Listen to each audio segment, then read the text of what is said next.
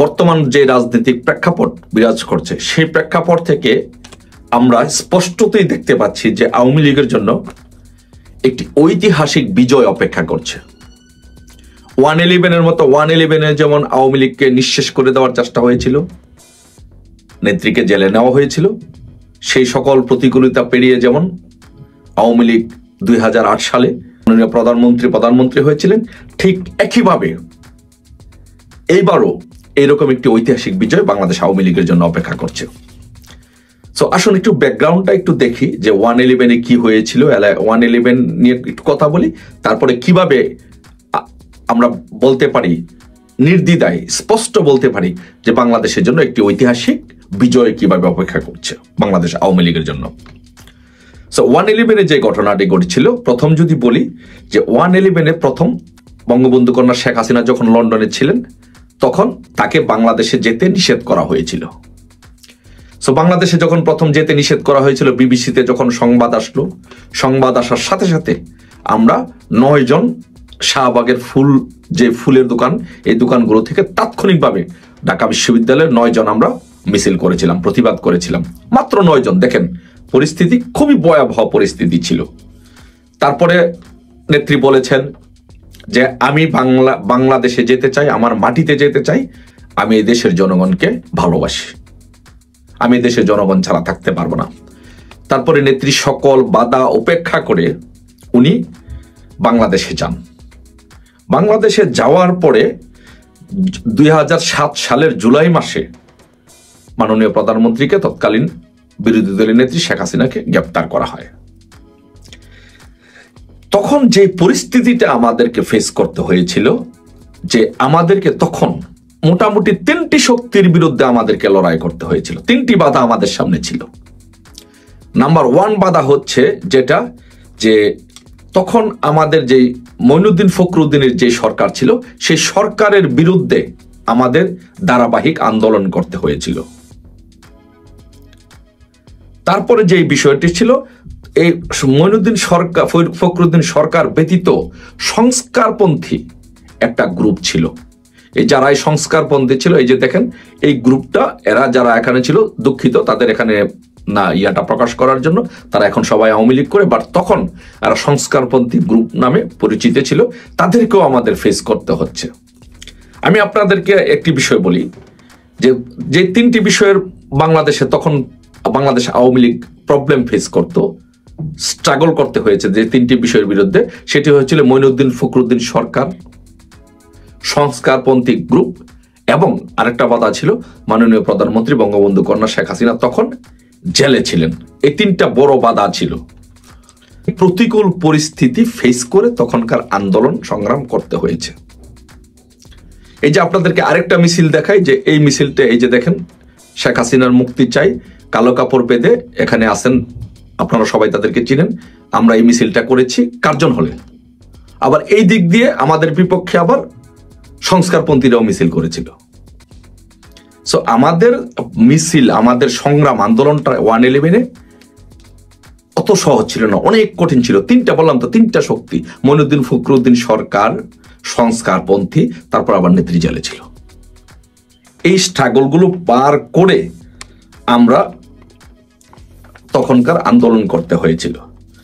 তখন দীর্ঘ এই আন্দোলন সংগ্রাম করে, দীর্ঘ আন্দোলন সংগ্রামের মাধ্যমে, এই যে আমরা বললাম প্রথম যে আমরা মিছিল করেছি শাহবাগে ফুলের দোকানে 9 জন থেকে, তারপরে এই বড় মিছিলগুলো হচ্ছে, তারপরে এই বড় মিছিলগুলো হয়েছিল, এই মানুষ আস্তে আস্তে বাড়া শুরু করেছিল। তারপরে দীর্ঘ সময় পরে আমাদের এই আন্দোলনের ফলে দীর্ঘ 11 মাস কারাবরণ করার পরে 2008 সালের 11ই জুন নেত্রী মুক্তি পান। তখন চিন্তা করে দেখেন যে আমাদের এই যে মিছিলগুলো ছিল এত সহজ ছিল না, এবং সবচেয়ে বড় কথা যে আমাদের 3টা গ্রুপের, 3টা শক্তির বিরুদ্ধে আমাদের এই কঠিন লড়াই করতে হয়েছে। এই 3টা শক্তির বিরুদ্ধে আমাদেরকে কঠিন আন্দোলন করতে হয়েছে, অনেক ত্যাগ স্বীকার করতে হয়েছে। তারপরে দীর্ঘ এই আন্দোলন শেষে মাননীয় প্রধানমন্ত্রী শেখ হাসিনা মুক্তি পান এবং নির্বাচন হয়। সেই নির্বাচনে আওয়ামী লীগ ল্যান্ডস্লাইড ভিক্টোরি নিয়ে ক্ষমতায় আসে। এখন তখন আরেক সবচেয়ে বড় বিষয় ছিল আমাদেরকে শুধু কিন্তু পুলিশ আর্মি দৌড়াইতো না, মাঝে মাঝে সংস্কারপন্থীরা আমাদেরকে দৌড়াইতে পারে নাই, মানে আমি বুঝাইতে চাচ্ছি যে তাদের সে বাধা বিপত্তিও আমাদের অতিক্রম করতে হয়েছে তৎকালীন সময় 111-এ। এখন যে প্লাস পয়েন্টটা, এখন হচ্ছে আমাদের প্লাস পয়েন্টগুলো দেখেন। আমি মনে করি কেন যে ল্যান্ডস্লাইড ভিক্টোরি আমাদের জন্য অপেক্ষা করছে, যে এখন যে আমাদের সুবিধা যেটা হচ্ছে, দেখেন সবচেয়ে বড় যে সুবিধা সেটি হচ্ছে যে নেত্রী বাহিরে আছেন, নেত্রী সমস্ত নেতা কর্মীদের সাথে যোগাযোগ করতে পারছেন, এটা হচ্ছে সবচেয়ে প্লাস পয়েন্ট।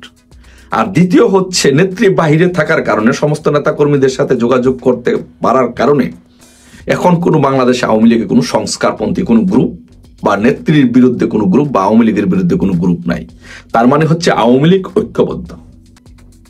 এখন একটি বিষয় আপনি বলেন যে আওয়ামী লীগ যখন ঐক্যবদ্ধ, তখন এই বাংলাদেশে, এই পৃথিবীতে এই বা আওয়ামী লীগকে দাবিয়ে রাখার মতো শক্তি সামর্থ্য কারণেই ঐক্যবদ্ধ আওয়ামী লীগকে কেউ হারাতে পারে না। আর পাশাপাশি যে বিজয়টা বললাম যে আমাদের জন্য বাংলাদেশ আওয়ামী লীগের জন্য একটা ঐতিহাসিক বিজয় অপেক্ষা করছে। কেন অপেক্ষা করছে আপনি দেখেন, এটা হচ্ছে যে আমি বললাম যে আওয়ামী লীগের কথা বললাম যে আওয়ামী লীগ এখন শেখ হাসিনা বাহিরে আছেন, নেতাকর্মীদের সাথে যোগাযোগ করতে পারছেন, আওয়ামী লীগ ঐক্যবদ্ধ, সংস্কারপন্থী নাই, এটা হচ্ছে আওয়ামী লীগের পার্ট। আর সেকেন্ড পার্টটা হচ্ছে যেটা, সেটা হচ্ছে যে আপনার এখন যদি ইনুস যদি 5 তারিখের পরে ক্ষমতা নেওয়ার পরে যদি ইনুস যদি এরকম একটা ঘোষণা দিতেন যে বাংলাদেশে আমি রিসেট বাটন ক্লিক করলাম, আজকে থেকে বাংলাদেশে কোনো হানাহানি মারামারি কাটাকাটি কিছুই থাকবে না, এবং বাংলাদেশে কোনো অরাজকতা হচ্ছে না, কেউ মারা যাচ্ছে না, চুরি হচ্ছে না, ডাকাতি হচ্ছে না, ছিনতাই হচ্ছে না, তাহলে হয়তো আমাদের ভাগ্য আরো খারাপ হইতো, আমাদেরকে হয়তো দীর্ঘ সময় আন্দোলন সংগ্রামটা করতে হইতো। বাট এখন আপনার ইনুসের অপকর্মের ফলে, ইনুস এত অপকর্ম করছে, এত অপকর্ম করে যাচ্ছে, যার ফলে বাংলাদেশের মানুষ, প্রত্যেকটি মানুষ আজকে শেখ হাসিনাকে ফিল করছে, আওয়ামী লীগ শাসনামলকে ফিল করছে। ইনুস বলছে যে বাংলাদেশকে শেখ হাসিনা গাজা হিসাবে রেখে গেছেন, বাংলাদেশের মানুষ ভাবছে যে না, পদ্মা সেতু, শেখ হাসিনা পদ্মা সেতু করেছেন, মেট্রো রেল করেছেন, মসজিদ করেছেন, এইগুলো করেছেন, যার জন্য মানুষের মনে হৃদয়ে গেঁথে গিয়েছে শেখ হাসিনার এই কাজগুলো। আরেকটা বিষয় চিন্তা করেন, আপনি বাংলাদেশে কখনো শুনেছেন যে কবর থেকে একজন মানুষের লাশ তুলে আগুন দিয়ে পোড়া দিয়ে দিতে? এই যে দেখেন যে একজন মানুষ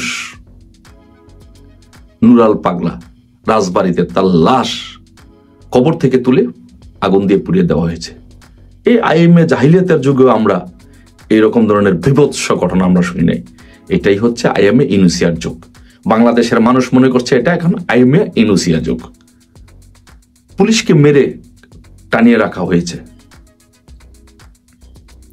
মানুষ এখন, মানুষের আপনার ডোবা, নালা, খাল, বিল এগুলোতে লাশ বেশি উঠছে, লাশের বাগার পাওয়া যাচ্ছে।